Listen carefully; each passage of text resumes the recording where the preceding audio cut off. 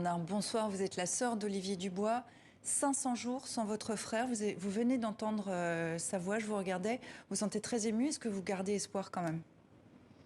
Bonsoir Sylvia. Oui, nous gardons effectivement espoir, sinon nous ne serions pas là en train de parler, vous et nous. C'est vrai que c'est très difficile pour la mère d'Olivier, pour mon conjoint et moi-même qui clamons effectivement ce silence assourdissant qui entoure Olivier depuis son enlèvement de la part de l'État. Et c'est pourquoi nous avons lancé une pétition Olivier Dubois sur change.org qui est toujours disponible et qui court jusqu'à sa libération, mais aussi une opération carte postale qui court, elle, jusqu'au 8 septembre 2022. Et nous demandons à tous les Français de poser cette question sur la carte postale au président de la République. Bonjour Monsieur le Président, question simple. Quand Olivier Dubois rentrera-t-il en France? Cela fait 500 jours de captivité, libérons Olivier Dubois.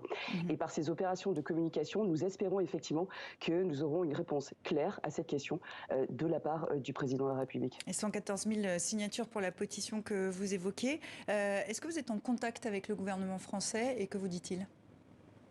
Nous sommes en contact avec la cellule de crise. Ce sont des contacts qui sont existants de manière extrêmement sporadique. Nous n'avons absolument aucune information. Nous vivons dans un néant depuis l'enlèvement de mon frère. Quelle que soit la question que nous posons, nous n'avons rien en retour. Nous aimerions avoir une communication qui est beaucoup plus profonde, beaucoup plus pérenne, beaucoup plus établie avec le gouvernement, car nous pensons qu'effectivement, nous devrions être mis dans la confidence. Nous comprenons qu'il y ait de la discrétion, comme le gouvernement l'explique, mais dans toutes les histoires de familles d'otages, ce rapport que nous avons avec le gouvernement ne s'était jamais vu et nous ne le comprenons pas pourquoi. C'est pourquoi nous lançons des opérations de communication pour essayer d'instaurer Olivier au cœur du débat public. Qu'est-ce qu'il y a de différent? Vous dites que ça ne s'est jamais vu avec d'autres otages. Qu'est-ce qu'il y a de différent cette fois dans le rapport qu'une famille d'un otage peut avoir avec le gouvernement français? Eh bien, une famille d'otages, effectivement, devrait avoir un rapport plus profond, avec une certaine quantité d'informations au minimum qui nous permettent de savoir au minimum ce qu'il se passe pour Olivier. Mais aujourd'hui, il n'en est absolument rien. Et c'est pour ça que nous demandons à tous les Français, effectivement, de demander cette question sur la carte postale à Emmanuel Macron. C'est un envoi d'ailleurs de cette carte postale qui est totalement gratuit.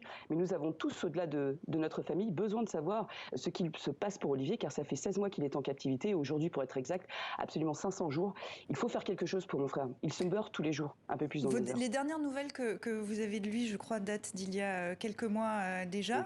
Le gouvernement ne vous dit rien de comment il se trouve. Est-ce que le gouvernement lui-même le sait ?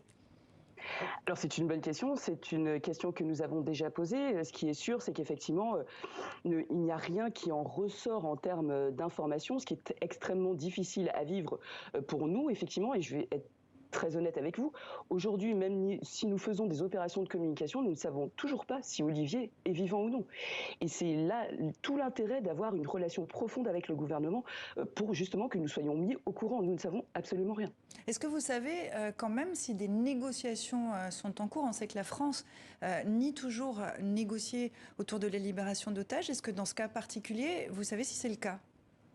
Nous ne savons absolument pas s'il y a des tractations, des négociations, des discussions. Ce que nous comprenons, nous, par contre, c'est qu'en un an de captivité au 8 avril 2022, 2 preuves de vie d'Olivier sont arrivées sur les réseaux sociaux. Et la question que notre famille, la mère d'Olivier, mon conjoint et moi-même nous posons, c'est pourquoi les choses n'avancent-elles pas plus vite pour Olivier? Et pourquoi le gouvernement ne nous parle-t-il pas? Alors, lundi, le dernier soldat français a quitté le Mali, c'était la fin de l'opération Barkhane. Est-ce que pour vous, c'est une source d'espoir ou d'inquiétude ? Ce n'est ni l'un ni l'autre, madame. Ce n'est ni l'un ni l'autre, car nous ne sommes pas énarques, nous ne travaillons pas au ministère des Affaires étrangères.